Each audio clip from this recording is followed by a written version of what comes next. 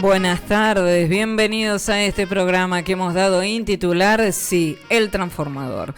El Transformador en sus dos acepciones, una que tiene que ver con el transformador desde el punto de vista de las transformaciones propias, de las transformaciones de vida, de darnos cuenta, de tener un pensamiento propio, de poder escuchar la tesis, la antítesis, que es muy pensamiento hegeliano, para que puedas crear tu propia síntesis. Pero con esa síntesis son las maneras de transformarse, son las maneras de ser, en definitiva, sin ser una marioneta de otro, sino por el contrario, poder ser uno mismo y poder manejarse de acuerdo a esa congruencia, ese sentir, ese pensar y ese hacer y obrar en consecuencia, en donde no haya un mandato dirigido por otro, sino en realidad una concepción propia. Por eso que hablamos de la transformación. Y después el transformador, porque tiene que ver con la energía desde el punto de vista de la vida, porque todos somos energía, porque todos somos vida y porque todos somos electrodependientes. Este programa lo hemos dado en titular por todo esto y mucho más, y fundamentalmente para que a través de nuestros invitados de lujo quizás puedas transformarte. Bienvenidos a El Transformador. Un recorrido por la información de la energía del país en El Transformador. Y aquí estamos, obviamente, nos sintonizás en FM 94.9. Y ahora con esta ampliación de potencia, hablando de energía justamente y de transformaciones, en todo Capital, zona norte, zona sur, aquí estamos para vos. FM 94.9 con una escucha extraordinaria y agradeciéndote. Esta fusión que se ha realizado con www.fmradiocristal.com.ar. ¿Por qué? Porque a nivel de la plataforma también nos podés escuchar, ver en vivo. Dentro de la plataforma también tenés un portal de noticias, porque hay todo un equipo atrás del mismo, y ese equipo te brinda la posibilidad de que formes parte. Así que tenés esta plataforma, nos escuchás, nos ves en vivo, tenés el portal y tenés las redes que están manejadas también por alguien, y estas redes tienen que ver con Instagram, Radio Cristal, sí, FM Radio Cristal 94.9. Así ingresás al Instagram, FM Radio Cristal 94.9, en donde ahora también ampliamos a información. No únicamente vas a tener los programas, no únicamente vas a tener los invitados de los programas, sino también vas a tener como si fuera un portal de noticias. Va a ser informativo, con información que no es sesgada. Luego también tenés la posibilidad de ingresar, si tenés Twitter, FM-Radio Cristal, FM-Radio Cristal. Y muchos me van a decir, pero yo mantengo el Facebook, Ale, también tenemos Facebook, Radio Cristal. Y después también tenés la posibilidad de escuchar y vernos en vivo. Si no nos podés sintonizar en este horario, si no podés ingresar a nuestra plataforma, podés, sin embargo, ingresar al canal de YouTube cuando vos quieras. Todos los programas van a ser subidos a nuestro canal de YouTube. Tardecita, noche, los tenés. ¿Y de qué manera ingresás? Tenés una lupa. En esa lupa colocás Radio Cristal 94.9. Y en Radio Cristal 94.9 vos formás parte y nos podés rever, reescuchar o escuchar en ese tu momento. Y sumado a todo esto también tenemos aplicación propia, así que podés descargar la aplicación. Colocás en Play Store FM Radio Cristal y ya la tenés en tu celular, en tu aparato celular. La cliqueás y estamos nosotros. Todas estas son las vías. Tenés dial FM 94.9, tenés plataforma con portal de noticias www.fmradiocristal.com.ar, redes propias y si no, la app para descargarla cuando vos lo desees en tu celular y con un cliqueo formar parte de esta historia, nuestra historia, la historia que hemos deseado crear a través de FM Radio Cristal 94.9. Sin energía no hay industria y sin industria no hay nación. El Transformador.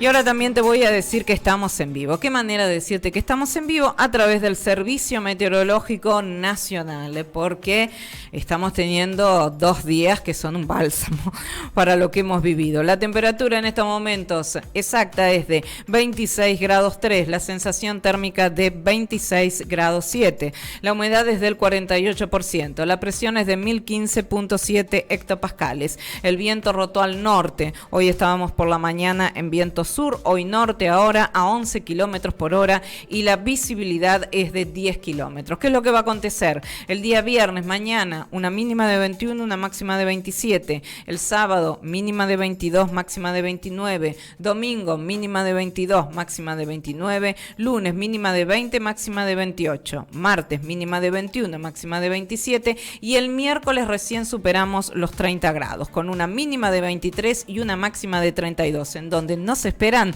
lluvias.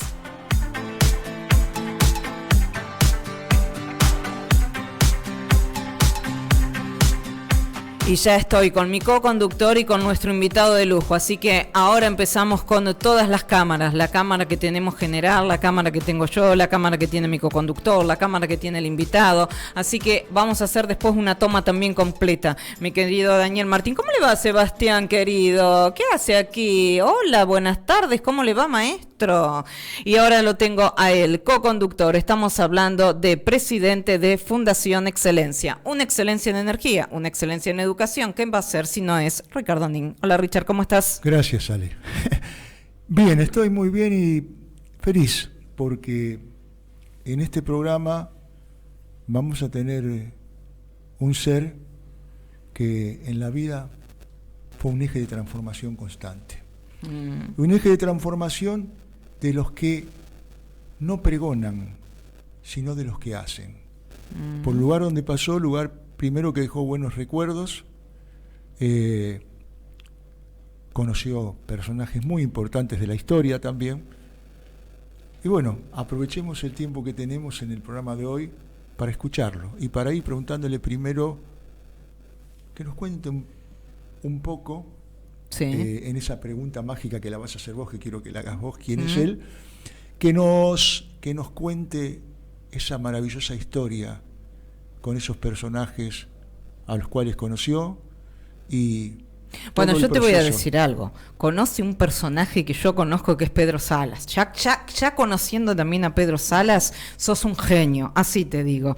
Estamos con el político argentino del Partido Justicialista, fue diputado nacional entre 1987 y 1991, formó parte del Grupo de los Ocho, también fue cónsul general en la ciudad de Asunción, República del Paraguay. Estamos con él, con José Carlos Conde Ramos. Hola, José Carlos, ¿cómo estás? ¿Qué tal? Muy bien. Bien. José Carlos, ¿cómo te dicen? ¿José Carlos o José Carlos? Conde te dicen. Me dicen Conde. Lo resumimos así, Conde. ¿Cómo estás? ¿Bien? Bien. Bueno, bien. qué placer tenerte. Bueno, ahora el placer sí, es mío. Vamos a adentrarnos en la pregunta que hizo Ricardo. ¿Quién es el Conde Ramos? Bueno, es simplísima la respuesta. Soy un militante y laburante también. Sí, soy un militante de la política. He vivido todas las alternativas que ha vivido un militante peronista. Soy de cuna peronista. Milito desde los 12 años, todos los días, en la misma dirección y con la misma intensidad. Sin duda, vivo trabajando en eso, vivo militando. Y cuando no milito, trabajo. Claro. Pero... lo he hecho todos los días de mi vida. Conde, ¿y qué es ser militante? Me levanto pensando. ¿Qué es ser militante para vos? Bueno, militante es una persona que ha decidido entregar su vida por una causa. Muy bueno. Es decir, entregar su vida por una causa. Pero además, cuando digo entregar su vida, es entregar su vida. Claro. Es decir, por eso uno vive la militancia sin temores, sin miedo. Tampoco de una forma intempestuosa, ni arrogante, ni nada por el estilo, de una forma simple, permanente, digamos, siempre en la misma dirección, con la misma intensidad, ¿no? Tratando de ir generando situaciones, digamos, que sirvan. Esas situaciones se generan. El militante es una máquina de generar crisis en el buen sentido de la palabra. Qué bueno eso que dijiste. El militante patea tableros también permanentemente. Es decir, porque conlleva en su esencia el cambio. El cambio, por supuesto, en beneficio de otros. El militante no piensa en él, piensa en el resto. El militante es solidario, el militante es un buen compañero, el militante es el que da ejemplo, el militante es el que nunca para y el que siempre está dispuesto, el que de alguna manera nunca está esperando de los otros justamente nada, sino se está viendo de qué manera puede dar todo lo que pueda dar en función del beneficio común y de los compañeros también en particular. Y como militante, ¿cuál ha sido la batalla más difícil que te ha tocado? Bueno, de la que ha vivido todo militante peronista. Yo nací en una casa peronista, mi vieja era una militante permanente, casi fanática. Mi padre fue funcionario del primer gobierno de Perón, en Entre Ríos, fue ministro de gobierno. Durante mi casa éramos 7 hermanos, es decir, todos vivimos, todos hemos militado. Mi viejo era militante, mi mamá era una gran militante hasta los 93 años que murió. Y obviamente en mi casa tampoco de otra cosa no se hablaba, que no era fuera de política, ni de lo que había que hacer, ni de qué manera había que encarar las distintas situaciones que vivimos. Yo nací en plena resistencia, después digamos, sí, nací a la vida política en resistencia. Nosotros en mi casa, yo cuento de que, bueno, el golpe del 55, a nosotros, a mi familia, por supuesto, vivimos lo que vivieron muchísimas casas, muchísimos hogares argentinos. Es decir, allanaron mi casa, lo metieron preso a mi papá, en el patio de mi casa, que era un patio que tenía cemento ahí, en el patio de mi casa juntaron todos los cuadros de Perón, de Evita, libros, etcétera, y le prendieron fuego. Bueno, todo eso por supuesto lo vivimos, ¿no? Lo vivimos muchísimo. Yo veía cualquier cosa con gorra, un heladero, y lo puteaba, por decir de alguna manera. Es decir, en ese momento la contradicción con los militares era muy fuerte. Vos sabés algo, Conde, me haces acordar mucho a mi abuela. Mi abuela tuvo que hacer todo eso. Y dejó el libro La razón de mi vida, de Evita, fue el único libro que guardó de una manera en la cual no se lo quitaron. Pero pasó exactamente lo mismo. Bueno, eso, la razón de mi vida era también era un tesoro para los peronistas, así para las mujeres tenía. En particular, para las compañeras en particular. Atesorado, mi abuela. Sí, era un tesoro. Bueno, yo viví entonces toda esa situación, la situación de la resistencia, me integré a la resistencia muy rápidamente, viví todas las alternativas que vive un resistente. Fui preso muy joven, ¿no? Aún siendo menor de edad, que no se podía, digamos, tenía más de 48 horas, claro. No podía estar preso. Yo fui preso a los 15 años, por supuesto tuve nada más que 40, pero en el año 69 fui preso el 7 de mayo del 61, 7 de mayo del 61, ahí fui preso por 69 días. ¿Plan Conintes? Plan Conintes. Entonces, como a pesar de ser menor de edad, quedé bajo la orden del Poder Ejecutivo y entonces preso. Bueno, esas son alternativas, sí. Que viví, no yo, sino todos, pero una gran cantidad de compañeros, ¿no? Sí, para nosotros estar preso era una circunstancia no querida, pero que en última instancia estábamos absolutamente... Estaba dentro de los planes. Estaba dentro de nuestros planes. Y nosotros vivíamos permanentemente, además vivíamos en aquel momento en una situación... ¿Y cómo fue estar en prisión, Conde? Bueno, aquel momento fue diferente con respecto a las últimas cárceles que se conocen. De tal manera de que alguna patadita, alguna...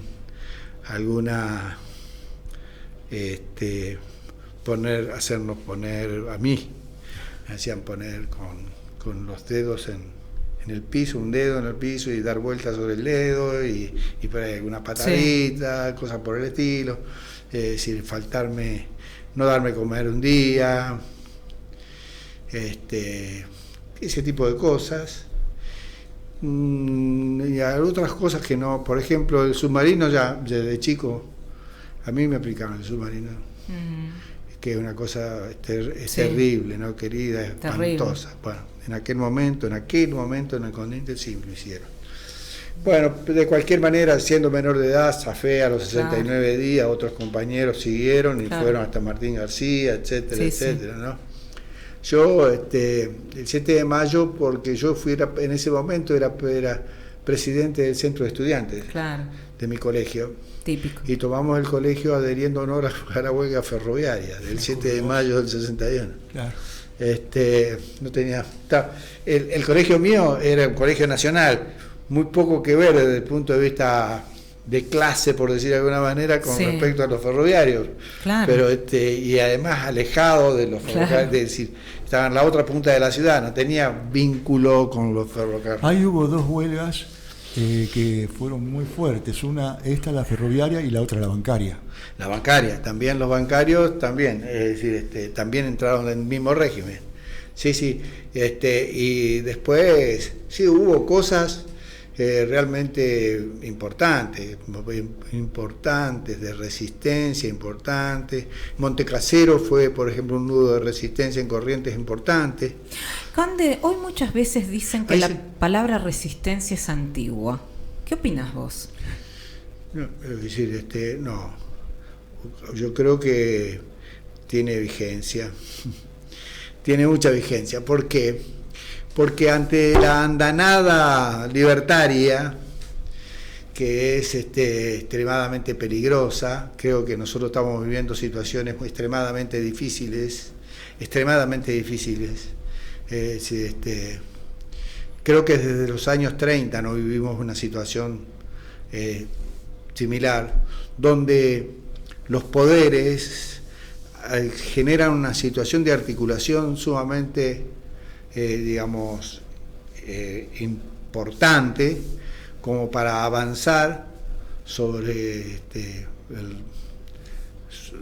para avanzar en función de sus intereses. Y en esto no son, este avance que hay ahora no es un avance que es local, es un avance que tiene que ver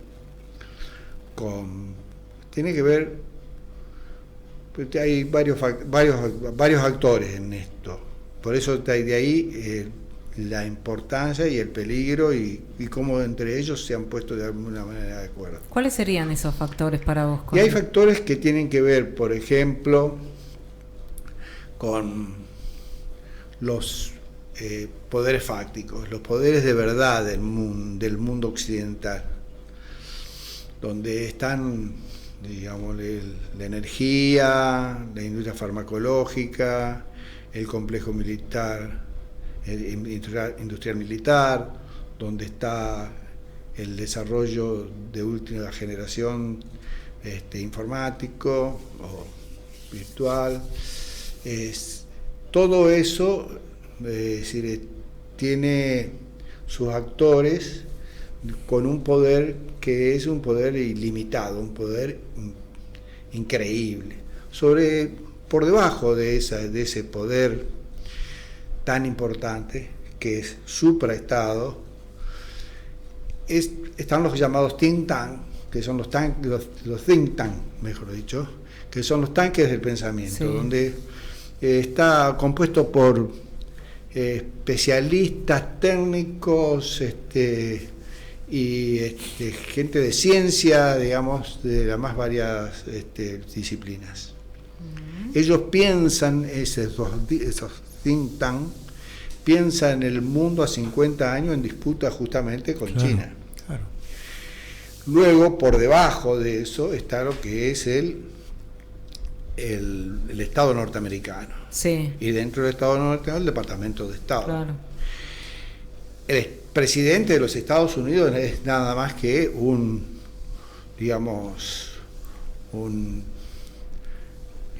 expresidente de los Estados Unidos, pero no es el que manda, es el que obedece. Un vocero. Y si no obedece, ellos saben, lo matan.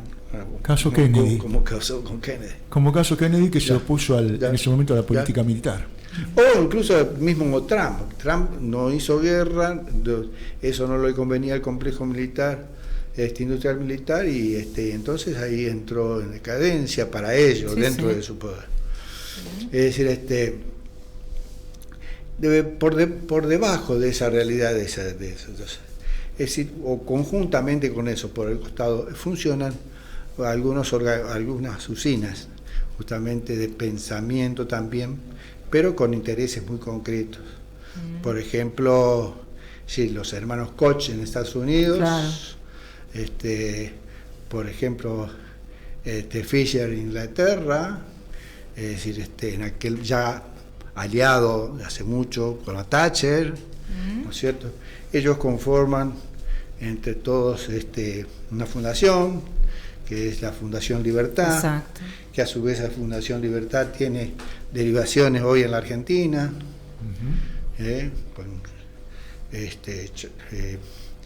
y esa Fundación Libertad Argentina, a su vez tiene dos derivaciones, una en Rosario, que es la Fundación justamente Libertad, y la otra una fundación que es la que de alguna manera banca, acompaña a Sper, la de Rosario, y la de acá a Milei, ¿no?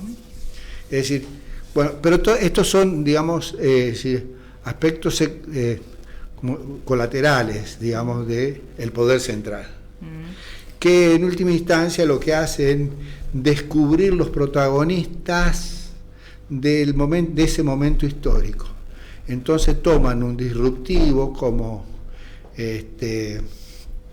Milei durante la pandemia, y ahí le ponen todas las cargas justamente para eso.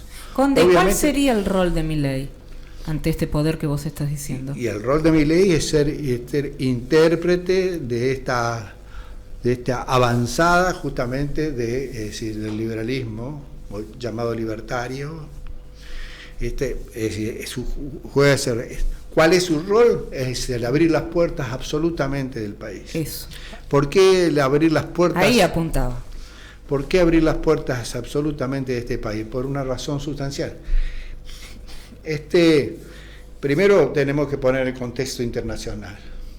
Es decir, acá la contradicción no somos nosotros contra fulano ni mengano, ni tampoco es la pelea de Víctor Hugo con Clarín, ¿no? Sí. Claro. Si esta disputa es la disputa de China, y es la disputa de Estados Unidos. Estados Unidos, es decir, en estos momentos tratando de recuperar su fortaleza interna, ¿no es cierto? Es decir, hoy la producción en Estados Unidos ocupa nada más que el 10% del Producto Bruto Interno. Sí. No así en China, que es el 40%. De cualquier manera, quiero decirte que esta disputa es una disputa geopolítica sumamente importante, que nosotros lo estamos sufriendo y la vamos a sufrir mucho más. Primero porque... Bueno, por eso estamos fuera de los BRICS. Claro. Entre otras cosas. Entre otras cosas, estamos sufriendo porque esa disputa de ellos... Es decir, porque no es por nuestra realidad geopolítica también. Si en nuestro país es uno de los 5 países más estratégicos del mundo, y su componente estratégico está dado por su vacío demográfico, de un país muy poco poblado, en un mundo superpoblado, es decir, por su riqueza proteica, por su riqueza hitícola, por su riqueza minera, por el oro blanco ahora, ¿no es cierto?, el litio, es decir, por su riqueza acuífera, claro, por el Atlántico Sur, sí, por la llegada a la Antártida, por las Malvinas, que también, es decir, sus directrices llegan justamente. No olvidemos que la Antártida empezamos a discutir justamente, es decir, la reparto, por decirlo de alguna manera. Decíselo a Richardson, decir, ¿no? En el 44. Claro. En el 44, claro, de la Antártida, que es un continente extremo. Ya no es que se presume que es extremadamente rico, tiene absoluta certeza de que es un es un continente realmente riquísimo. Bueno, vos te diste cuenta que Sturzenegger recientemente, cuando dio una charla, dentro del mapa no estaba Antártida e islas del Atlántico Sur. Claro. Es decir, no estaban. La pregunta es... No, por eso ellos están muy claros en todo esto, pero ellos responden, son mandaderos que responden. Sturzenegger, Caputo, etcétera, etcétera, son empleados locales de los que hacen negocios locales, en los que está Alsenstein, donde está BlackRock, ¿no es cierto? Donde está Caputo también, por supuesto, Macri, etcétera. Pero el poder de verdad de los que vienen por el país estratégico es Musk. Claro. Por eso que Max es tan contento con Milei. Es BlackRock.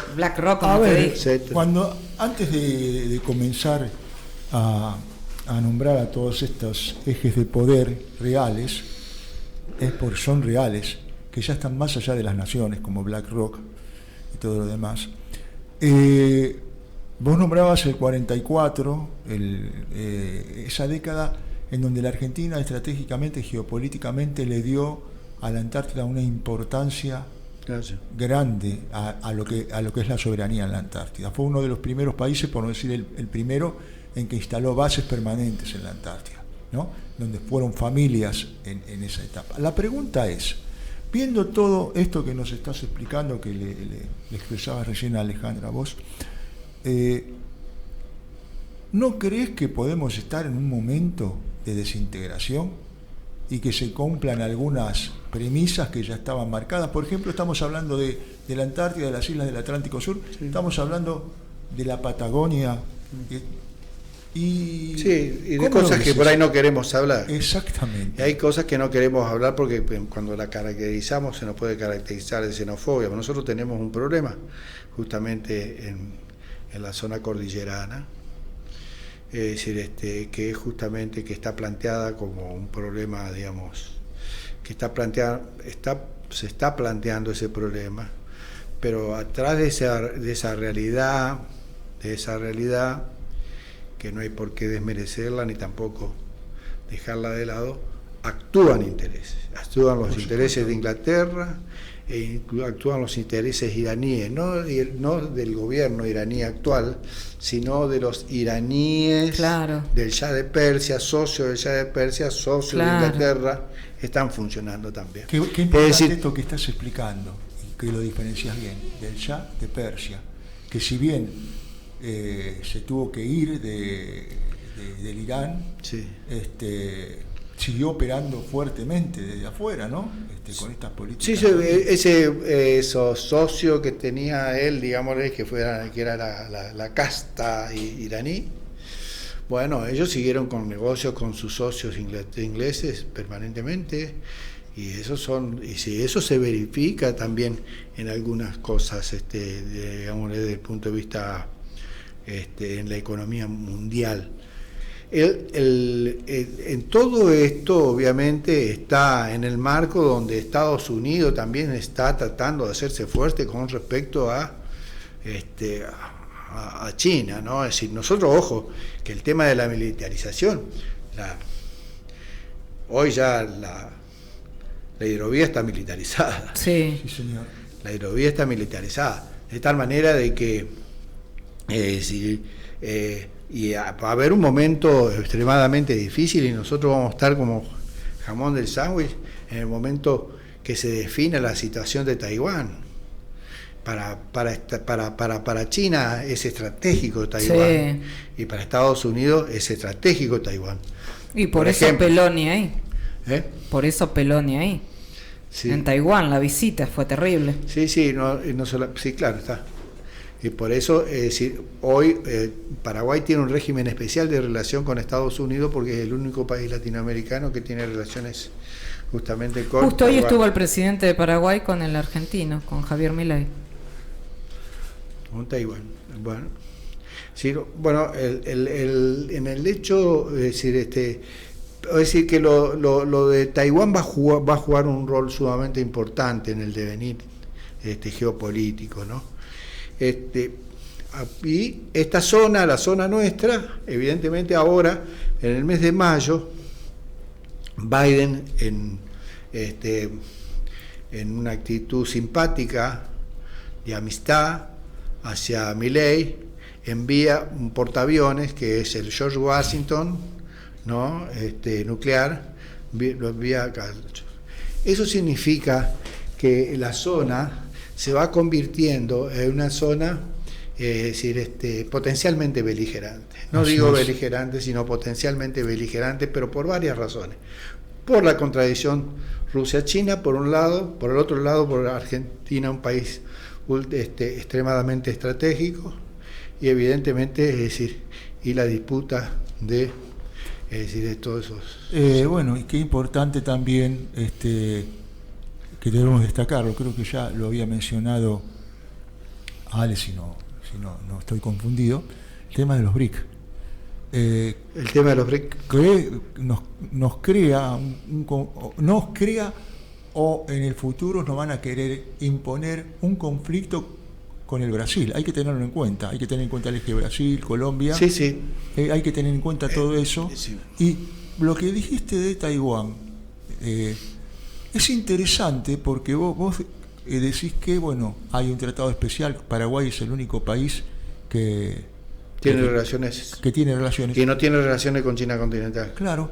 Y vos sabés que en Centroamérica, por ejemplo, toda la zona del Caribe, hablemos de la zona de Guatemala, Honduras, El Salvador, Nicaragua, tenían relaciones estratégicas con Taiwán. Y ahora entiendo, porque hace aproximadamente 8 o 10 meses esa relación se cortó. Sí. Y que se vino hacia acá, hacia Paraguay. Interesante. Sí, no, y además de eso, porque hay un rearmado de su estrategia con respecto a Latinoamérica por parte de Estados Unidos. Nosotros éramos el patio trasero, Así de una es. forma, digamos, despectiva, por decirlo de alguna manera, era el patio Sí. trasero. Ahora, sí somos el patio trasero de otra forma, es decir, cada vez tiene más incidencia la política de Estados Unidos en Latinoamérica. Tiene cada vez más, por esta misma razón que hablábamos recién, por esta disputa internacional. Es decir, por un lado, Estados Unidos tiene un problema bastante serio cuando se produce el Brexit. Claro. Cuando se produce el Brexit, Inglaterra se despega de la Unión Europea. Claro. Eso lo dificulta a Estados Unidos en su política con respecto a Europa. Europa va adquiriendo algún estado de autonomía. Ahí aparece Alemania con una fortaleza, sobre todo en el campo financiero, acompañado justamente por Francia. Y se va tomando una cierta autonomía, digamos, ¿no? La Unión Europea. De tal manera de que Estados Unidos, si la guerra de Ucrania no es una casualidad, es justamente es el pretexto necesario para unir nuevamente a la Unión Europea a través de la OTAN para que responda concretamente a los intereses americanos.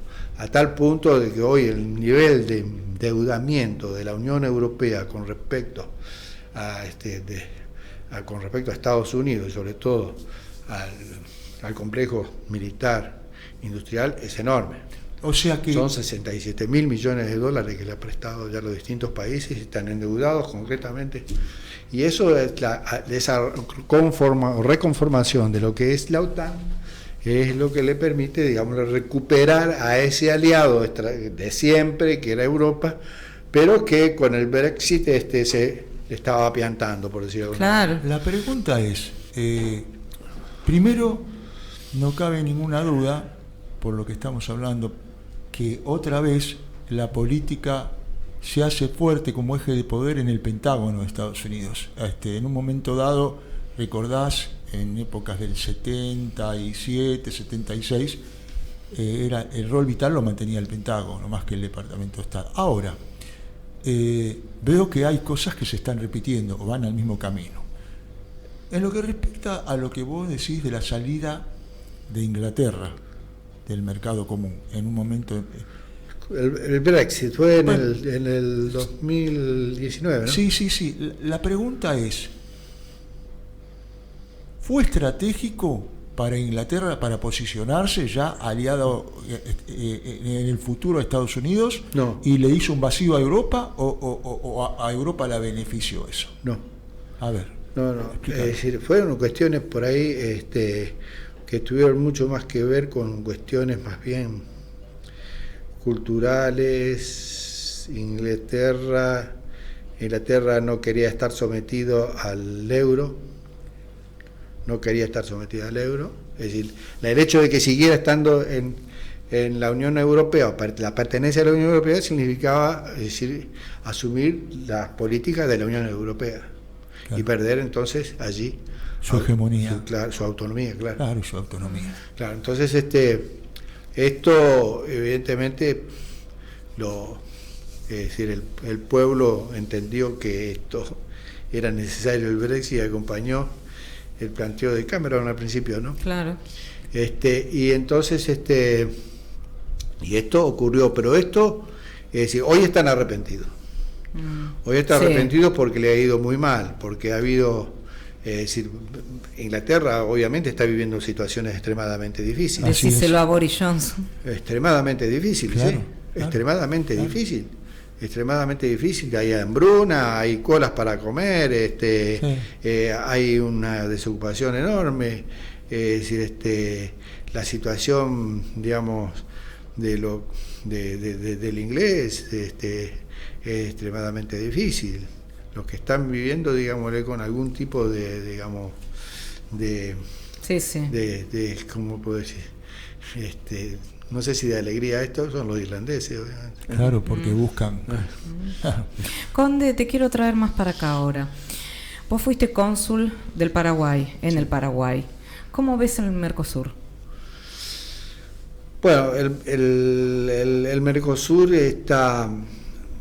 hay un problema que está, no digo en su mejor momento, porque Uruguay toma posiciones plurilaterales y no se refiere al Mercosur.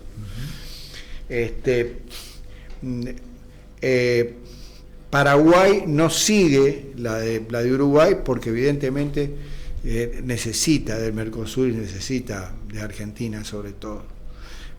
Paraguay necesita mucho de Argentina porque en la Argentina, entre paraguayos nacidos en Paraguay que viven en la Argentina e hijos de paraguayos son 2.500.000. Claro. 2.500.000. Es decir, de tal manera de que hay un ida y vuelta sumamente importante, necesario, que en determinados momentos fue para Paraguay una ayuda económica sumamente importante, porque en otro momento, cuando los sueldos, por ejemplo, de los empleados paraguayos eran buenos, hacían una remesa, había remesas de dinero sumamente importantes mensualmente hacia Paraguay. Bueno, después obviamente también nos necesitan por la hidrovía. Fundamental. La hidrovía. ¿La energía también? En la energía no, porque ellos están en una situación, ellos tienen Itaipú. Sí, por supuesto. Con Itaipú tienen problemas con Brasil, lo han tenido, no ahora tanto con Lula, ¿no? Que es bastante integrador y comprensivo, sino con Bolsonaro. Es decir, ¿por qué tienen problemas? Porque hay un tema diferente con respecto a la Argentina, con respecto a Brasil en el sustrato. Nosotros, hay una cosa que ocurrió en el siglo pasado, el antes siglo pasado, que fue la guerra de la Triple Alianza. Claro. No creo que ningún argentino no se sienta culpa y se sienta arrepentido de la guerra de la Triple Alianza. Esto no ocurre en la cabeza de los brasileños, por un lado. Por el otro lado, tener la culpa que tratamos en todo el tiempo posterior, tratamos de resarcir justamente. Así es. Esto es lo que hicimos. En el año 1900 se terminó la guerra y nosotros nos retiramos a la frontera. Claro. Hasta la frontera hasta que en ese momento nosotros creíamos que era la válida. Mientras que Brasil se quedó 6 años y medio en Asunción, violando, profanando, robando, absolutamente todo. Caxias, Mauá, está. Todo. Claro. Todo se instaló durante 6 años y medio. Nosotros nos fuimos a la frontera. Esa misma frontera en la que nosotros creíamos que era la que correspondía, Paraguay dijo, no, esa no es la frontera, es un poquito más al sur la frontera.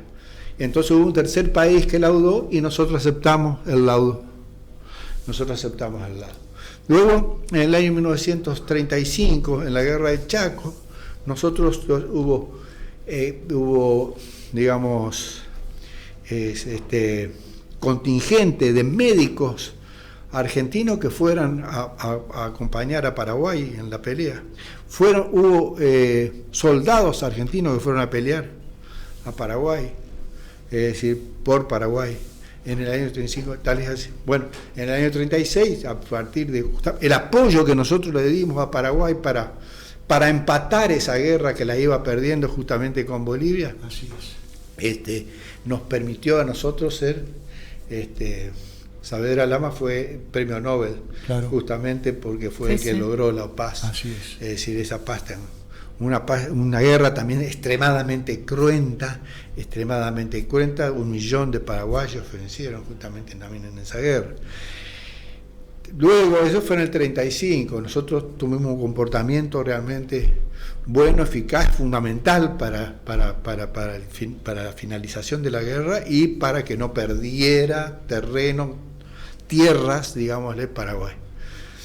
En el año 1954, Perón devuelve los trofeos, las banderas de guerra. Y en el año 1974, pocos días antes de morir, devuelve los trofeos de guerra. Pero mucho antes, cuando termina la guerra, discutimos, cuando laudó Estados Unidos cuál era el límite justamente entre Paraguay y Argentina, en ese mismo momento nosotros discutimos con los títulos en mano cuál era el límite geográfico nuestro y de Paraguay. Cambio, Brasil hasta el día de hoy tiene los títulos, no los discute ni los va a discutir, tiene los trofeos de guerra, no los devuelve ni los va a devolver, tiene la bandera de guerra, no los devuelve ni los va a devolver.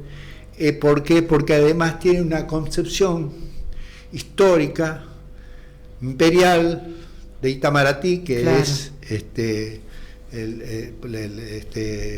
el Ministerio de Relaciones Exteriores de Brasil, de que los límites de Brasil llegan hasta donde vive el último brasileño. Bien. Y en este momento, Paraguay, toda la frontera paraguayo-brasileña, del lado paraguayo, está prácticamente ocupada por brasileños. ¿Y cómo está la situación de frontera hoy entre Paraguay y Argentina?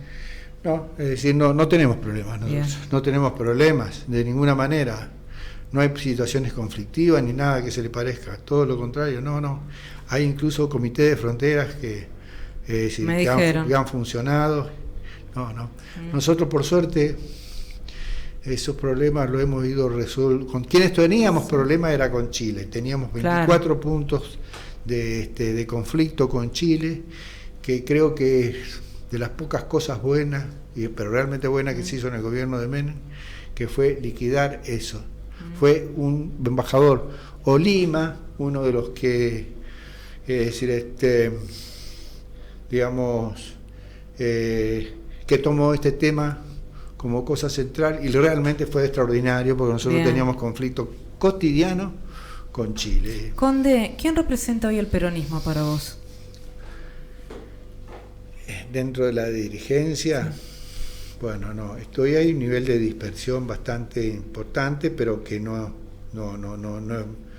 es malo y es lógico, porque el peronismo tiene una suerte y desgracia de que existió Perón, suerte, porque pero desgracia en el sentido de que sí. un líder como Perón no se va a conseguir jamás.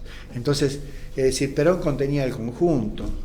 Luego, nadie por sí solo puede contener al conjunto, de tal manera contendrá un porcentaje, el 17, el 23, el 8, el otro, el 7, el 4, el 6, puede ser. Lo que ocurre de que evidentemente nosotros, es decir, nos faltó incorporar elementos, digamos, es decir, más serios, modernos, claro, en lo que hace a la construcción política. Por ejemplo, es decir, en la vida de Perón, el partido podía ser una mera herramienta electoral, porque Perón era todo, claro, porque se vinculaba con el conjunto, se vinculaba a través del movimiento. Pero muerto Perón, el partido tendría que haberse convertido en un partido de masa, un partido movimentista, un partido formador de cuadros, generador de política. La pregunta es, eso es así, y bueno, Perón mismo decía que al partido lo usamos como herramienta, claro, para la competencia liberal, y después lo mandamos a una carroza con 4 caballos, ¿no es cierto? Claro. La pregunta es, cuando muere Perón, sí, empieza a desaparecer la concepción movimentista del peronismo en los nuevos representantes que aparecen, sí, ¿no? Sí, sí. No en la dirigencia gremial, por ejemplo, sí, pero sí en la dirigencia política. Y ahí yo veo que comienza a tener una influencia muy grande la socialdemocracia europea y una influencia muy grande el liberalismo también dentro del movimiento. Aparecen esos hombres que se dicen peronistas y van a una concepción totalmente distinta. ¿Es así? Es así, porque eso lo trasciende a los socialdemócratas, porque eso es una ola mundial que tiene que ver con los poderes fácticos, con los poderes de verdad del mundo. Los poderes de verdad del mundo van haciendo de que la primera experiencia es la experiencia europea. Claro. ¿Cuál fue el partido, digamos, que de alguna manera, como partido, llevó adelante una resistencia más feroz, digámosle, con el nazifascismo? Fue el Partido Comunista. Sí, señor. El Partido Comunista francés, el Partido Comunista alemán y el Partido Comunista español, con Partido italiano. Luego de la caída del muro, todos esos partidos con una férrea voluntad, digamos, de oposición o de alternativa seria, llamémosle, sí, seria, pues equivocada para nosotros los peronistas, sí. equivocada por su modelo de planificación estalinista que no tiene nada que ver con nosotros, pero de cualquier manera se acaramelizó. El acaramelizarse, es decir, pasó lo siguiente, ahí defraudó a la juventud que aparecía en ese momento. Posguerra, esa juventud de posguerra, el Partido Comunista se acaramelizó. Entonces aparece la socialdemocracia como alternativa. Uh-huh. Y luego, si la socialdemocracia es parte del sistema a tal punto que Felipillo, claro, es decir, está encabezando alguna, es decir, está trabajando para las corporaciones. Sí. Claro. Es decir, nuevamente la juventud se ve frustrada. Y aparece Podemos, que también es un claro, método del sistema, y por ahí le hacen aparecer la casa de $2 millones y nuevamente no sirve para nada. Luego, ¿cuál es los partidos políticos no sirven, los políticos son unos tránsfugas, la política es una porquería. ¿Quiénes son los candidatos? Los candidatos de las corporaciones. Macri, claro, Macron, etcétera, etcétera, son los candidatos de las corporaciones. Conde, sí. ¿El kirchnerismo fue peronista? El kirchnerismo, sí, fue peronista. Fue peronista, es decir, siempre en todo este tipo de cosas, cuando hay un tema que me parece que es central. Perón decía que nosotros, el peronismo, somos un movimiento gregario y que teníamos que encontrar niveles de institucionalidad. De ahí Perón, que organización vence al tiempo, que cada uno debe llevar en su mochila el bastón de mariscal, que bueno, toda una cantidad de mandatos. Mi único heredero es el pueblo, pero la organización vence al tiempo. Bueno, todo ese tipo de cosas que no las supimos hacer, evidentemente hace de que cada uno tenga distintas interpretaciones en distintos momentos. Pero además de eso, hay una cosa que me parece que es sustancial. En la medida de que nosotros hemos sido capaces de desarrollar una construcción colectiva, una construcción de conjunto, y de esa construcción colectiva emerjan los verdaderos referentes, si no lo hemos sabido hacer, es decir, hemos tomado algunos aspectos, digamos, es decir, del peronismo que de una forma parcial. Entonces mistificamos. Entonces aparece fulano y mistificamos su forma de poder. Por ejemplo, se mistificó la forma de ejercer el poder de Néstor. Sí. Y me pareció incorrecto mistificar la forma de ejercer el poder. Nos olvidamos de la doctrina. Claro. ¿Por qué crees que ayer apareció Cristina Fernández de Kirchner? Que ayer rompió el silencio Cristina Fernández de Kirchner, Conde. Bueno, yo creo que le estaban demandando que estaba muy callada, por un lado. Por el otro lado, es cierto que había tenido a través de Navarro, algunas señales de simpatía con Milei, y entonces era necesario responder de una forma, digámosle, más articulada, orgánica, esto que hizo. De cualquier manera no sirve, pero no es lo que necesitamos. ¿Qué necesitamos, Conde? Nosotros necesitamos un proceso de convergencia que estamos desarrollándolo. Creo que ha jugado un rol sumamente importante en un momento importante y necesario que fue la CGT. Si el movimiento obrero si se divide, se atomiza, etcétera, que es lo que quieren los poderes, claro, ¿verdad? Claro.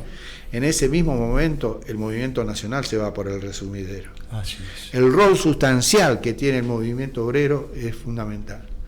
La posibilidad de recuperarse su capacidad de lucha y también de conciencia de clase, es decir, es justamente lo que se espera, y creo que está retomando el movimiento obrero.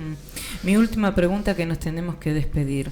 Conde, ¿por qué crees vos, y haciendo autocrítica, ganó Javier Milei? Bueno, primero porque nosotros hemos subestimado al enemigo. El enemigo es extremadamente fuerte, extremadamente fuerte, tiene muchísimas alternativas, digámosle, como para poder en un país como el nuestro entrar, digamos, en todos los intersticios habido y por haber. Más los errores políticos nuestros, ¿no es cierto?, que es decir, han sido errores políticos serios. Sobre todo, por ejemplo, lo que decía recién. ¿Cómo se verifica? Se verifican los errores políticos nuestros en la metodología de construcción política. La metodología de construcción política conlleva claramente cuál es la ideología que vos llegás a tener. O construís junto al pueblo, o construís fuera del pueblo. Total. Entonces, esto porque la ideología no es otra cosa que la expresión de intereses muy concretos. O estás de un lado o estás del otro. Bien, Total. clarísimo. No una pregunta, solo una expresión. Quisiera, en un recuerdo, que definas a Germán Abdala. Bueno, Germán primero fue uno de los compañeros más queridos por todos, por mí en particular, pues lo acompañé muchísimo, incluso en su enfermedad, fui a Estados Unidos con él. Germán tenía 4 cosas. Primero era una de las personas más inteligentes que yo he conocido. Total. En la vida política. El otro fue Ongaro, otro Perón, lo conocía Perón, tuve 2 veces en Madrid. O sea, pues un portento, pero no es un portento. Bueno, uno es Ongaro y otro es él, justamente, de los que por otro lado, era una persona de un carisma muy especial. Segundo, con una conciencia de clase realmente importante, muy importante, de la que no era, digamos, no hacía alarde. Era, es decir, tenía la palabra justa. Era un maestro para mí. Pero, exactamente. Y además de eso, hablaba muy bien. Nosotros a veces, a veces dábamos charlas, por ahí iba Chacho Álvarez, Germán, yo, a dar alguna charla, por ejemplo. Entonces hablaba yo, no pasaba nada. Hablaba Chacho, y Chacho se para bastante bien con la audiencia. Pero hablaba Germán y se lo metía todo en el bolsillo. Mi querido José Carlos Conde Ramos, ha sido un placer tenerte en el piso y ojalá que por muchos pisos más. Gracias, maestro. Bueno, muchas gracias. Bueno, gracias. Y estuvimos con él, con un grande, con José Carlos Conde Ramos. Y nos despedimos. Hasta mañana en Cultura Energética de 14 a 15 y hasta el próximo jueves de 15 a 16 en El Transformador. ¿Para qué, Ricardo Nin? Para ayudar con ideas a transformarnos y a transformar. Ahí va. Chao, gracias, los amamos.